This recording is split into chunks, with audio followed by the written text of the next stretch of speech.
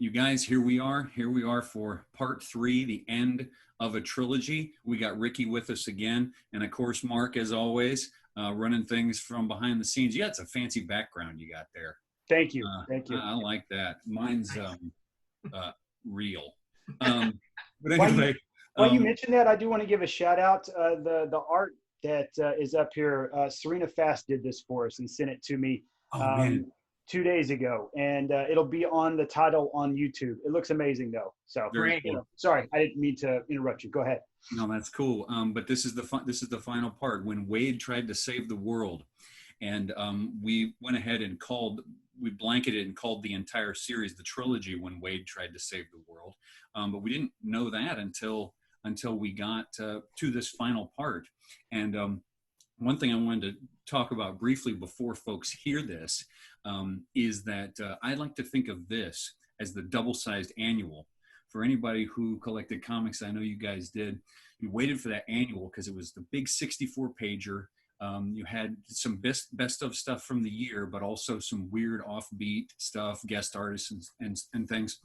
You look at Thomas and you look at Ronald, those run about 15 minutes a piece. This final piece is a full half-hour, double-sized annual, and I just think it's like it's tastier, it's chewier, it's just really great. I don't know if you guys want to reflect a little bit on this last piece. I think one of the things I really liked about this last one, it was something that I know I intentionally did when writing it. I really liked how self-contained the first 2 stories felt. They felt really personal. And I liked how this one, the world completely opened up and it kind of revealed how the sausage was made as far as some of the supernaturally stuff. And I really liked that. It kind of reminded me of like the difference between Matrix 1 and then the last Matrix, where that first film seemed so tiny by comparison once you got to 3. That's kind of how I wanted to feel. Ricky, how about you? That's true.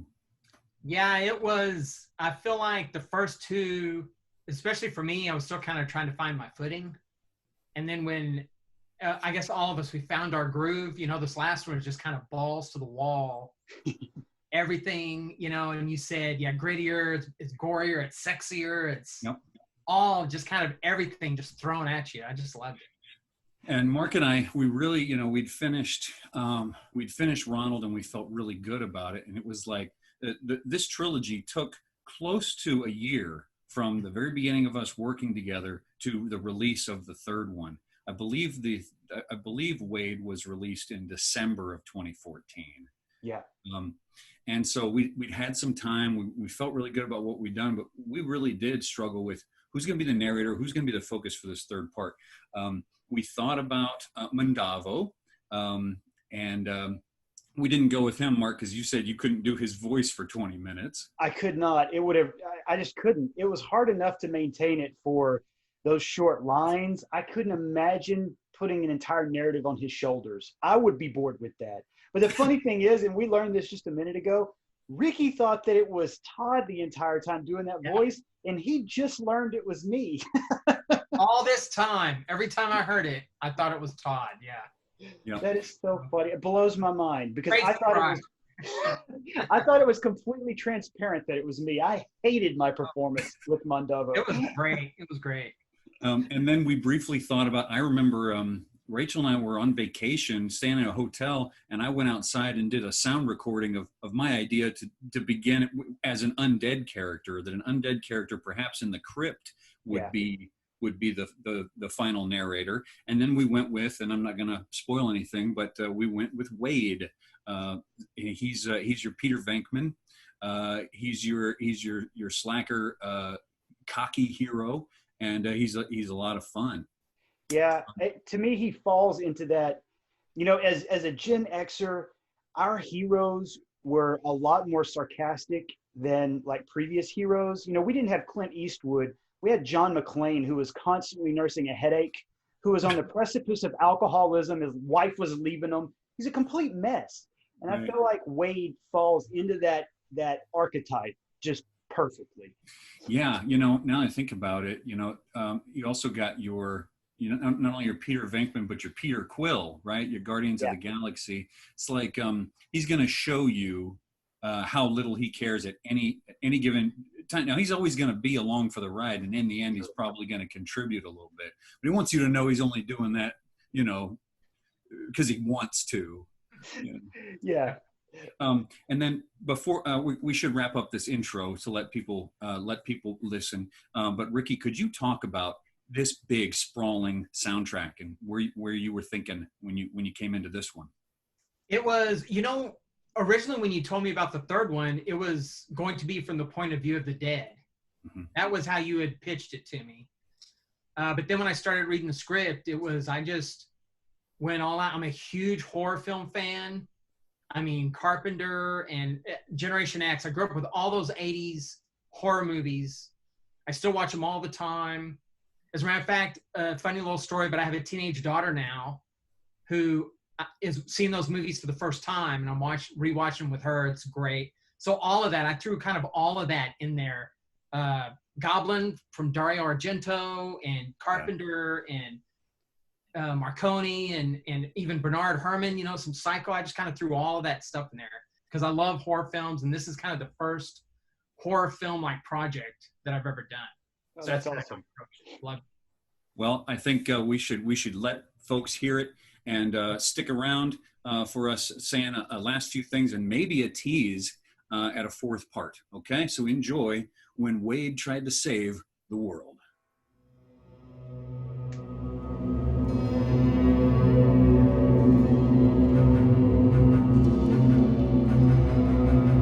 When Wade tried to save the world.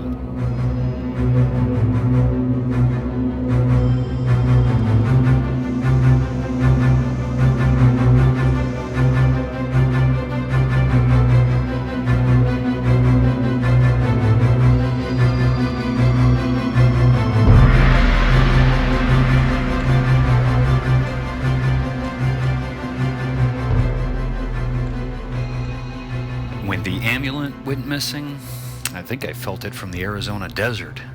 I didn't know what it was, and at the time, I didn't care, but I definitely felt it. The universe felt it too, and maybe that's what I felt. Not the amulet, the universe. Reality, undulating in fear. Anyhow, I just drank it away. Easy. A few days later, and that bothersome tingle of my old profession had evaporated. Shacking up with a gorgeous mystic in a busted old streamlined trailer has that effect. Call me insensitive, but you really can forget anything with enough pills and booze and dirty sex, even reality shaking in fear. You can see how deadbeat dads live with themselves. Anyway, Ramona worked with this little carnival out west called Tasty Jake's Freak Show. They rode around rural towns getting folks excited just like it had been done in the Dust Bowl days. Even with DVR and YouTube and all that shit, in the end, people will pay out the nose to see weirdos right up close. This one was one of those pre-Barnum style traveling carnivals filled with con artists, grifters, and outright criminals. It's funny how a carnival can make the most unsavory characters appear mysterious. Guys who glued hair all over themselves and called themselves Wolf Boy. Ladies who invested in collapsible swords and pretended to swallow 3 or 4 of them at a time. Stinky old roadkill stapled and superglued together and advertised as a chupacabra. Cold readers, bullshit artists, all masquerading as psychics. That kind of thing. My lady Ramona was one of these masqueraders. She had a great look, kind of a Cleopatra gypsy thing. Sometime in her past, I think right after she'd first run away from home, she attended a psychic convention. They convinced her she could read minds. I mean, all they did was teach her cold reading, and she was pretty shitty at it. But put a hot chick in a bustier with tassels, have her speak in a Roma accent as she jiggles her boobs, people will believe anything that comes out of her mouth. Unfortunately, boobs will only get you so far, and when I met her, Tasty Jake was about to put her ass on the curb. Too many customers complaining that her psychic readings were bogus. I convinced Jake to give her another chance. Told him I could help her. Let me tell you, when I helped her, she really started wowing people. See, I have these abilities, powers, or something. I know it sounds like total bullshit, but it's real. You ever heard of synesthetes? People who see numbers in different colors? Well, That's kind of like me, except instead of colors and numbers, I touch things and see their pasts. Technically, I'm a psychometrist with decent clairvoyant abilities, but I don't like categories. But that's what I meant earlier when I mentioned my old profession. I used to be a part of this Texas branch of an outfit called the Vindices. We were charged with managing supernatural shit. I was a natural for it given my attunement to psychic energy. They recruited me right out of high school, and when they first approached me, it sounded like a great gig. You know, looking back, I don't know how they identified me. Shit, never thought of that. Anyway, they told me about their organization, keeping the universe in check, stopping bad guys, all that stuff, and I thought it sounded awesome. I was going to turn all Torchwood and shit. BPRD, motherfucker. But it was really corporate. Rules, rules, rules about everything. No booze, no women, no nothing. I burned a bridge when I left. Literally. I set their fucking bridge on fire, burned it up, and hooked ass. They hated me as much as I hated them, and I'm sure they were as happy to see me go as I was to leave. But one night, a few days after the buzz to my brain that let me know something was wrong, one of the Vindices came calling. It was a Saturday night, and we were just outside of Dead Horse Ranch State Park in Clarkville. I was 3 sheets to the wind and sitting in Ramona's trailer as she did a reading for this hillbilly. I shook his hand when he walked into the trailer, and even through the Jameson-created clouds in my mind, I saw him. All of him. His secrets, his desires, his lies. With enough training, people can kinda, sorta keep me out, but most people aren't trained. Most people are open books, and this fucking guy was no exception. In between Marlboro Reds and shots of Jameson, I'd interject in the reading to help Ramona out. It was getting good. He was buying it, and by the way he kept staring at her chest, I knew he'd be a big tipper. Then my phone rang. I don't get a lot of calls. I don't even have a real cell phone. I keep a burner, and only about a handful of people know how to get in touch with me. Ramona, Jake, some of the other performers. I didn't even look at the ID. I said hello, and when I heard the voice on the other line, nearly shit myself.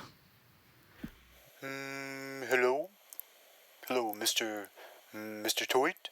My heart was racing, and for the first time in a long time, it wasn't because of drugs or booze. What the fuck do you want? I growled into the cell phone.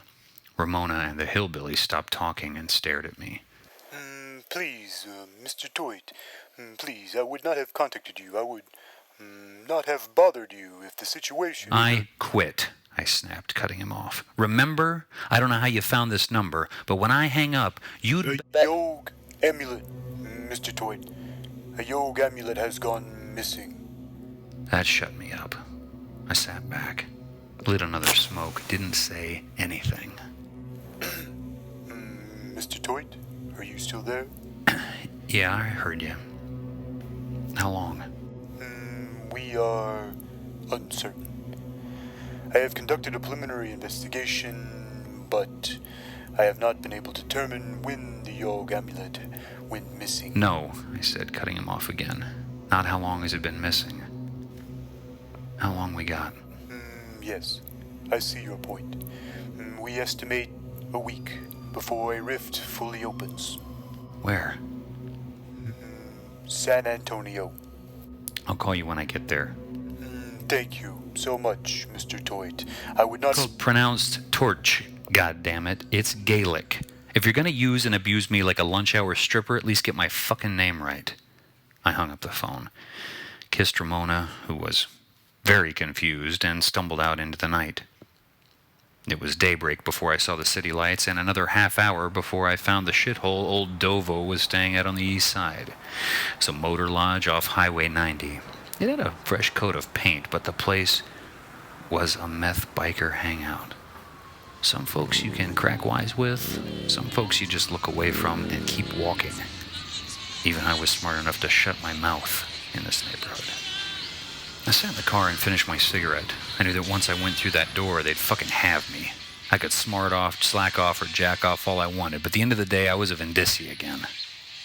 I realized I was smoking the butt of the cigarette when it burned my lips. I thumped it out the window into the parking lot, switched off the radio, and walked back to my old life. I didn't knock, I just walked in. I could feel Mondovo's cluttered mind before I crossed the threshold. Must be bad if they sent him. It was like putting on an old pair of boots. An old, stinky, slightly ill-fitting pair of boots. Been a long time, I said to him. I see you've still got the mortician look going. Suits you, it really does, but I can't imagine too many women go for the lurch vibe. Yes. I have very little time for that thing. As you know, it is strictly forbidden. You must have amazing forearms.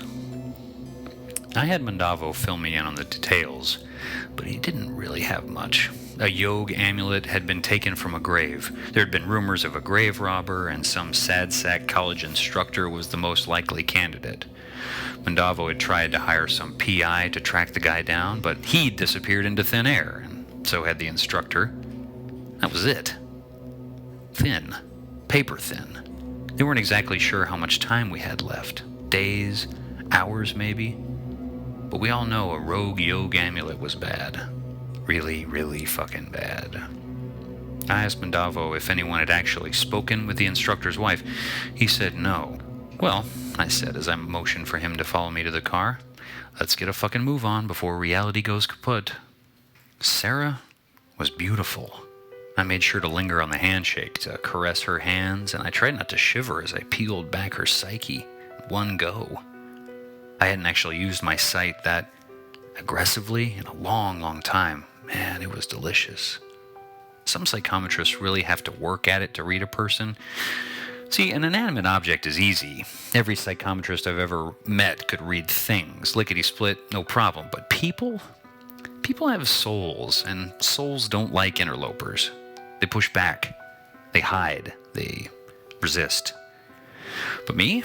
No, I've never had a problem. I can take a hold of a soul and shake it until it opens like a flower and tells me its history. And Sarah's soul sang like a drunk frat guy at karaoke night. I worked my way around her kids' toys and we sat down in her living room to talk. I had to push a Power Wheels monster truck out of the way to sit at the sofa. Sarah's soul was still mourning the loss of her stupid husband, but that was about it. Nothing about the amulet. Nothing useful. As we left, she hugged us both and said, Please, Mr. Toit, if you hear anything at all, please call me. I smiled. It's Torch. And call me Wade. I promised her we would contact her if we found anything, and we headed out to the next stop. Cemetery.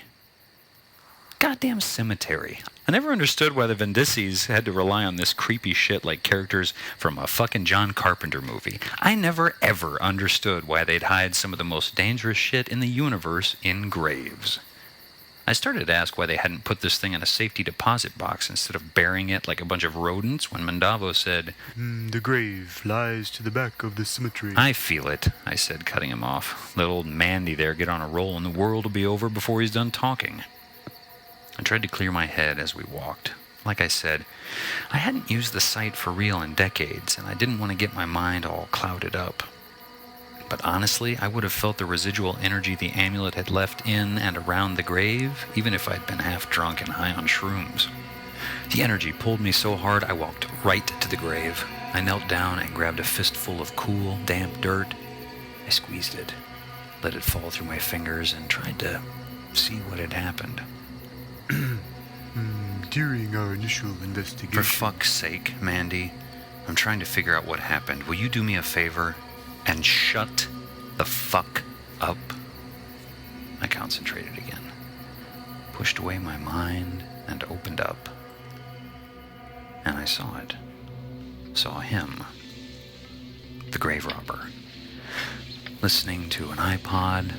Alice in Chains, I think. Saw his shirt, his sweat. Felt his greed as he dug into the grave. Saw him rip the amulet off the body. Pocket it. Pocket other jewels. Then leave. But nothing of use. I couldn't even see the amulet up close. I stood up, wiped my hands on my jeans. I knew Mondovo was chomping at the bit, but I let him stew. I lit up a Marlboro with my Zippo, took a deep drag, told him what I'd found. There's nothing here. The college professor, just a normal guy, didn't even know what it was. Mandavo seemed even more upset than he'd been a few minutes ago. Not some kind of cult, then? No desire to awaken the elder things? Nah, just some dipshit with a shovel. Jesus, man, you look whiter than usual. Manny wiped his forehead with his handkerchief. It was nearly freezing out, and he was sweating. Yes, I fear that will make it even more difficult to find. Yeah, I said as I stamped out my smoke, but here's the funny thing. Both Thomas and Ronald were here. Thomas stole some stuff, and a few days later he came back. I closed my eyes and concentrated. And they both went. I pointed toward the south end of the cemetery. That-a-way. We stood outside a large crypt. And you're sure, Mr. Torch, this is the one? Yep, this is where their trail ends. Roaches check in, but they don't check out. I put my hand on the cold wood. A surge of energy slapped the palms of my hands. Dead. Undead. And lots of them. Yeah, I can feel them scurrying around in there like rats, I said, almost to myself. Them? More than one? Yep, undead. Whole pack of them. I looked at Mandavo. His face was all pinched up like he'd been sucking on a lemon. Calm down, man, I got this. He shook his head at me. Yes, well, the dead are notoriously erratic. Their dispositions can be unstable. Trying to reason with one is oftentimes quite delicate, but if there are many, Yeah, I know. Don't sweat it, man. I won't say more than I have to. I knew that they knew someone was coming. I could feel their confusion, their fear, their desire to do violence. They didn't know who was coming, but they could feel us. Probably nowhere near as well as I could feel them, but still. And they were anxious. I grabbed the door handle with my left hand and swung it open, and there they were, the dead, or, undead. The more skeletal ones were up front, ready to pounce. The fresher ones were in the back, no doubt waiting to rip me apart once the Harryhausen rejects had put me down to the ground. One of them was feeling froggy and jumped at me. Flicked my right wrist, extending the telescoping asp I'd been carrying, and I swung it through the air in a huge arc. Had to make this showy. This was more theater than self-defense.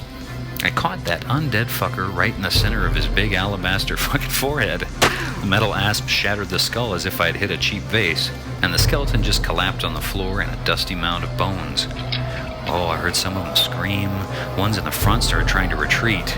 Cowards. I tried not to laugh, put on a scowl, and I stared at them as I alternated between stomping on the bones and hitting them with my asp. I turned that shit to baby powder, and I ground it into the tile on the floor. I took the asp, knocked the dust off the tip of my boots. They're just staring at me. I could feel their terror roll over me, and the hairs on my arms tingled. It was better than any drug, that terror. I lit another smoke and exhaled. All right, anyone else want to follow Skeletor's lead? None of them spoke. No? Good, that's smart, because I think you fuckers may be a little mistaken about something. I took a step towards them. The crowd tried to step back, but they were as far back in the crypt as they could get. Undead don't mean immortal. Fact is, you motherfuckers are easier to put down than a real-life person. And unlike a real person, I ain't got no sense of guilt about cracking you over the head. So, the next one of you bags of shit that so much as even chatters in my direction is getting turned into a pile of powder, just like this fuck right here. I pointed down at the dust around my feet with the asp. Hey. I heard one of them say from the back. Hey, man. Move, man. Let me through. One of them was pushing through the crowd, a fresh one that was still wearing his skin. Pretty big, too. Hey, I know you, it said. Oh yeah, from where? It shook its head. I could see where its throat had been torn out and its face mangled. Looked like the body had gone through a gruesome death. No, man. Move. No, not you. Him. And it pointed behind me at Mandavo, who was standing in the doorway. Mr. Delancey? Mandavo asked from behind me. The PI. Big guy. Really big. He pushed his way through a crowd of undead. Mandavo walked up beside him. Mr. Delancey, can you please tell us what happened? He looked like he was about to cry. I fucked everything up, man. I had him, but then Well, I just lost my temper. I lost it, and I blew the whole fucking case. From the back of the crowd, I heard one of the other undead start yelling, Ronnie the Round spun it right round like a fat fucking clown, baby. Ronald's face hardened. Right round, His round, brother. round. I could feel it. This poor slob was stuck in here with his dead asshole brother. And then another undead stepped forward and pointed at Ronald. You got me killed. This is your fault. Ronald snapped his head around. My fault? My fault? You're the one who was robbing graves. The people were dead. What did they care? Ronald started trying to grab Thomas. This is my family's crypt, you fucking asshole. Thomas tried to scurry away. But your family's total dickheads. The same guy who'd been taunting Ronald yelled motherfucker and started pushing toward Thomas. Then things just went sideways. The undead started pushing and shoving and fighting each other. It took me and Mandavo both to get things calmed down. When we got everyone separated, we tried to explain the amulet and why we had to find it. So let me get this straight, you guys. The reason all this is happening, the reason we're undead, the reason for all of this is because this lowlife fuck stole something off of a corpse? Yes, that is correct, Mr. Delancey. And we need to find it before bad things begin to happen. Bad things? You mean things worse than people rising from the grave? Yeah, dummy, I said. Way worse. Gozer levels of way worse. More dead will rise. You'll eventually lose all those memories of your old life as your souls are, well, filtered off and eaten by something these guys, I pointed at Mandavo, call the Elder Thing. And that thing will get stronger and stronger, and it'll just keep feeding off of our souls. After it devours all the souls on this planet, after it sucks this planet dry, it'll move on to feed somewhere else. They all just stared at me. We kind of want to stop all that shit before it gets started. Everything calmed down, and we spent the next 20 minutes talking to Ronald and Thomas.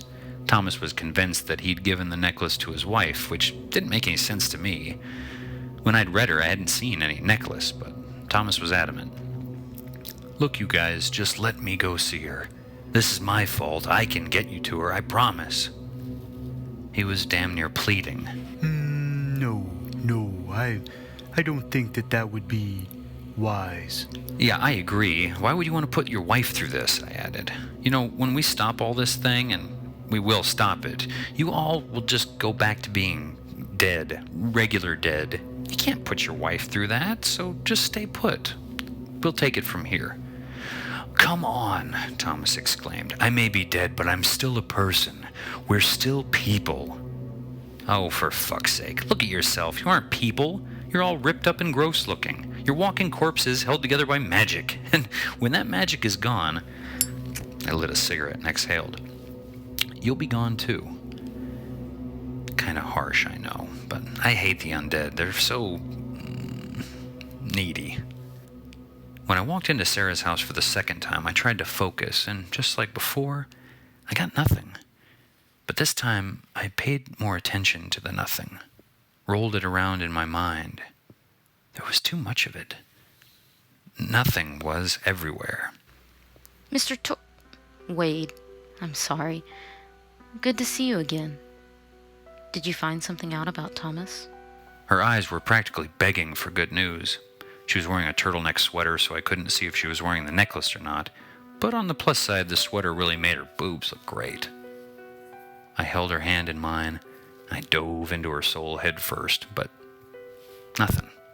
Just nothing. It was like diving into a bottomless pool.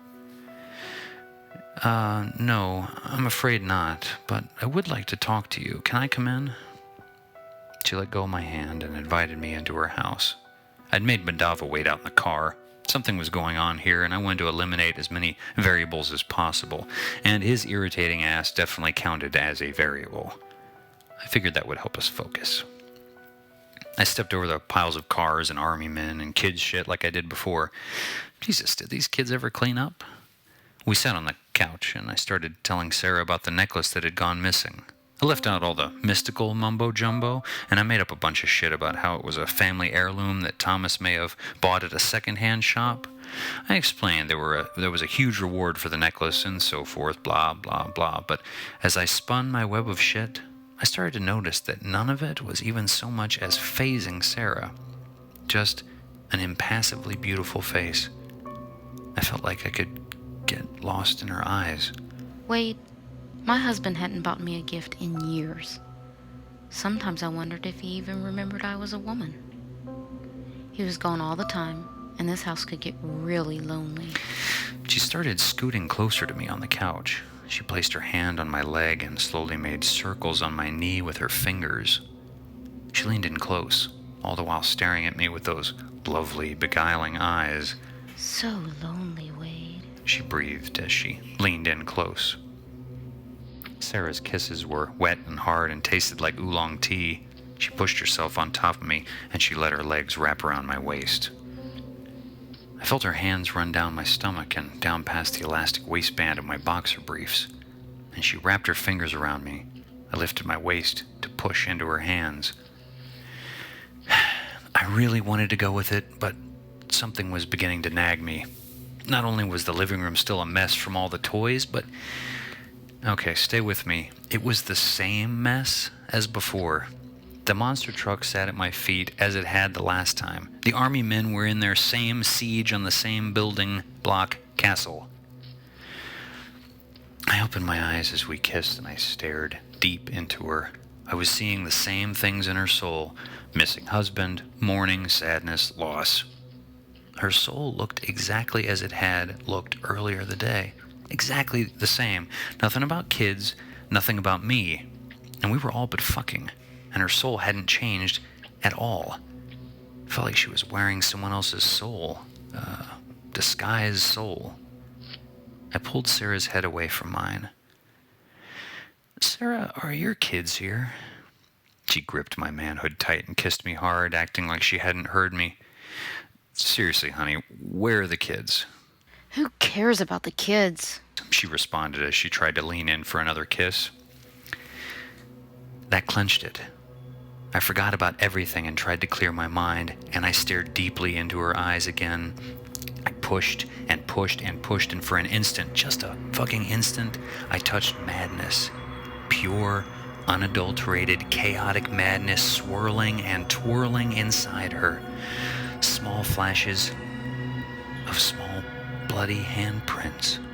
Feelings of delight at the taste of flesh. Maniacal laughter as small voices screamed in terror. Felt like a black hurricane of hate and violence and blood raging just behind her soul. I quickly ripped myself out of her mind before I fucking threw up, and I knew she knew, and her disguised soul fell away and her eyes turned black like sackcloth. For the first time in my life, my blood turned cold as I came face to face with a seriously pissed off God. And then I heard the screaming. Someone yelling. "That's my fucking wife," he was screaming as he tried to punch at me. I quickly performed a mental checklist. An undead jealous husband trying to bash my head in. An ancient god giving me a hand job. And my partner out in the car. Not good. I wasn't too worried about Thomas. He didn't know how to punch, much less fight, so I just readjusted into a bottom guard and let one of his punches slide by. I reached up, wrapped my arms around his neck and outstretched arm, and locked in a triangle choke. I ratcheted his stupid neck as hard as I could, and I waited for him to pass out. But he didn't. He kept flailing at me and screaming like an idiot. I readjusted and tightened my grip and flexed. I tried to pull his stupid head off his body, but he just kept on struggling and yelling about his goddamn demon-possessed wife. Then it occurred to me that putting an undead in a chokehold probably wasn't the best idea I've ever had. So I just held on as tight as I could so he couldn't get away from me. I looked up and Sarah was standing over us, laughing maniacally. Her eyes were like polished marble, jet black with streaks of white, and the energy flowing through was so strong I was having trouble breathing. I could feel it on the other side, pushing and tearing and clawing at the veil between our two worlds, and I knew that if I didn't get loose quick, the elder thing would tear through its reality. It'd all be up shit creek. Out of fucking nowhere, a shot rang out. Sarah's left eye exploded in a spray of blood and brain and bone. She stood there with her head half hanging off, gently swaying back and forth like a marionette dangling in the breeze. Another shot, and a huge hole appeared in the center of her chest. Blood began spurting out with each dying heartbeat. It was kind of awesome. Sarah's body fell onto the floor in a bloody heap. Thomas went limp in my arms like a robot that had been switched off. And in the doorway, I saw Mondavo standing with a smoking revolver. Torch. Mr. Torch, it must be the necklace. Grab the necklace, Torch. I pushed Thomas off me and scrambled over to Sarah's body. I knew I only had a few minutes. If the thing had already started to control flesh, we didn't have long to get the necklace onto consecrated ground before it could just stroll into our world. I pushed Thomas off of me and scrambled over to Sarah's body. I flipped Sarah over, pulled the neckline of her sweater down, and was relieved to see the chain of the necklace. I ripped it off her bloody neck, jammed it into my pocket. We headed off for the cemetery as fast as we could.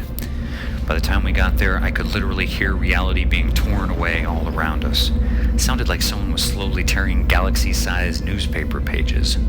We ran through the cemetery, weaving back and forth between graves, and I started to worry we wouldn't make it in time.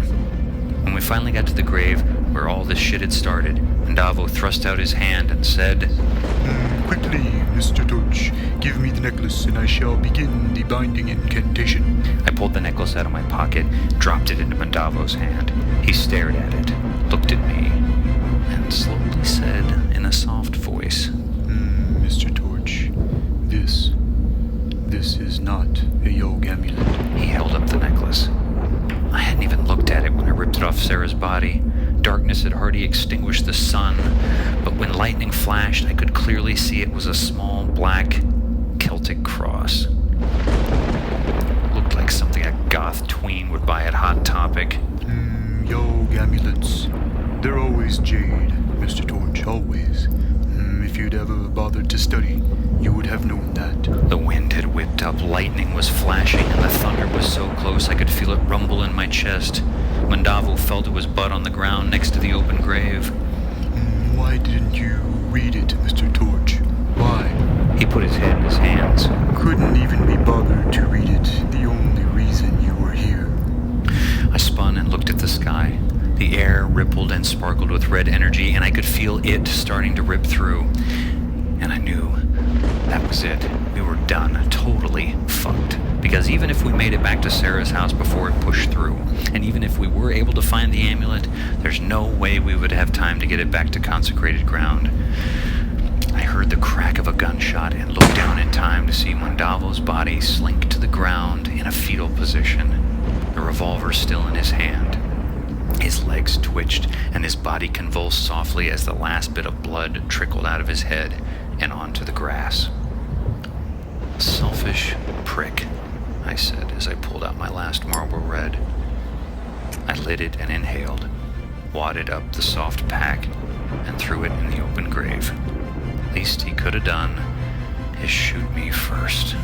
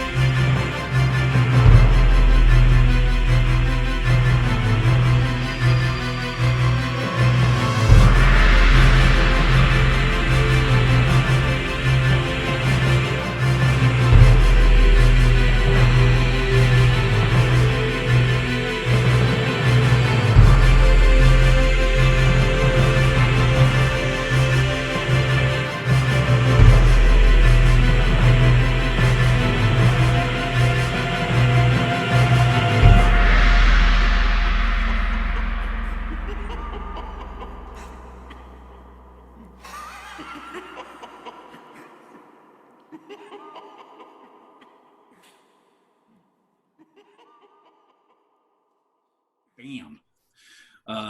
And that's it, you guys. I hope you enjoyed it. I love listening to this thing, back to this thing again, and that's the end of the trilogy. One thing I wanted to talk about while we're all together is one aspect of this that we haven't addressed yet. And Mark, that is, you are the one who would choose our vocal performances because we do a number of takes of them, and then edit those together to be sent to Ricky. I don't know, how does one do that? What's that process like? It was actually kind of a challenge. When we first started doing this, we were using really crappy, just over the ear microphones. So there was a ton of ambient noise that I would have to kind of silence. I would run everything through GarageBand and try to isolate just the voices, which, I mean, Ricky knows way more about it than I do, but that is hard as hell to do. By the time we got to the end of Wade, I feel like I had a much better grasp on how to do it. The other thing that I wasn't doing is, for instance, when you would read, a lot of times I would cut you before I had enough silent space at the end to edit or to compress or to overlay. And it was just kind of a learning curve because obviously I don't know anything about this other than just noodling around with it. And so just teaching myself throughout this process, and from going from this to Hero Man, which was another level of complexity, it was a real learning curve for me. Well, I'm glad you mentioned that learning curve and the process of learning all this, because you and I both really liked that documentary that was produced a few years ago about Canon Films, right?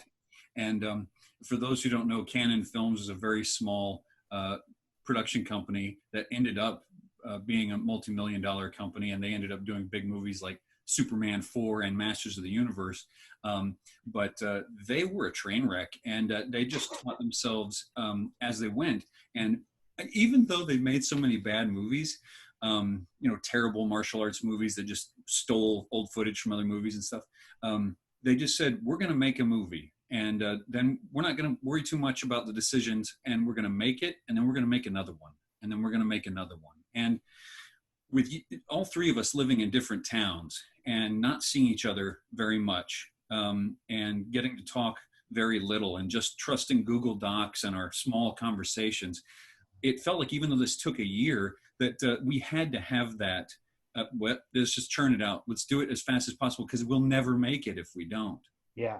And so we managed to put together an hour of radio drama in a year. Man. I'm still proud of us. I am too. And I hope that someday we get to do this with The Adventures of Hero Man, because I would love to have all these conversations about that. Yeah. But okay, if you just finished listening to Wade for the first time, and you're just sitting there listening to that final scene, that music is so powerful. So Ricky, I want to talk a little bit about the music. And there is this drone sound that I'm hearing so often in the back. You want to talk about that a little bit? Yeah. Well, I mentioned it in the intro, but I'm a huge horror film fan, and I've done a lot of independent films and web series and several TV pilots and all that, but I've never done the music to a horror film. I actually have scored like 3 horror films, but they all fell through. None of them were good. So I just kind of grabbed this one, just grabbed it and just went with it, and just used all those influences of all the movies I saw when I was a kid of the 80s and 90s and all that kind of stuff. But yeah, there is this kind of drone cue that occurs quite a bit, probably about half of the episode, sometimes in the background and things like that. And that cue, I was thinking about this the other day, is actually about 15 different instruments. Wow. All at once. And it's just this kind of, just kind of going on. And I will say I studied music composition in college. I have a master's degree. I'm proud of it. I learned a lot. But my teacher was really big on subtlety. And he would say, a lot of people say you can do more with less, but you don't have as much variety. So if you have more, but then do less with more. Mm-hmm. And that's what I did. You're hearing like 12 or 15 sounds, and the cue is never the same. And every once in a while, there'll be a little subtle change. Yeah. Or one will kind of drop away, or one will sparkle a little more. Or I remember that was a cue that I was really proud of. Even though it sounds simple, it was really complicated. That's and, awesome. just kind of intersperse that. And then you can layer a lot of rhythmic drums or these guitar screams or whatever you want to put on top of it as well. Right. Yeah. Well, just so epic. And the music does so much. One of the things I was thinking about when listening to Wade this time was how it really gives that impression that a scene is changing and that we are physically going somewhere else, because we all know that we were just sitting in a room, breathing, and it feels pretty can feel pretty unspectacular when you're alone, like trying to put something together. But to me, I even get caught up. It feels big. Thanks. So we should wrap up for the 8 people who are still watching. But, can I mention real quick the name, Todd? That was something that I wanted to make sure that I mentioned to everybody. Yes. Wade's name, Mandovo keeps getting it incorrect. He keeps calling him Toit because that's how his name is spelled. It's Gaelic for torch. Wade is right about that. But in Gaelic, torch doesn't mean an actual light or illumination. It means smoke that's dissipating. And so I really like the idea that his name is Wade Torch, as if he's wading through something, carrying the light, but he's actually wading through it and disappearing, which I think at the end, he actually does. Like, if he had just done his damn job, none of that would have happened. I love the end where he's like, oh my God. And Mandovo, you had one job to do, one job, and you messed that up. You know, and I talked to a friend who listened to the series when we first released it, and she was like, I can't believe you ended it that way. And I thought, we have been showing you losers who are incapable of their job the whole way through. I don't know why you thought anything was going to be different. I know. And I do have to say the music and the sound effect when Mandovo kills himself gives me chills every single time I listen to it. Just that oppressive music, and then there's that stark crack of that gun. Yes. And it actually sounds like a gun. So many times in a film I hear a gun, I'm like, that doesn't sound like a gun. Sure. That sounded like a gun. And that music, and then Wade just throwing the empty pack into the grave. Oh, I love that. That's a good time. So we've been hinting at it for a while, but I'd love to tell folks about when Clarissa tried to steal the amulet.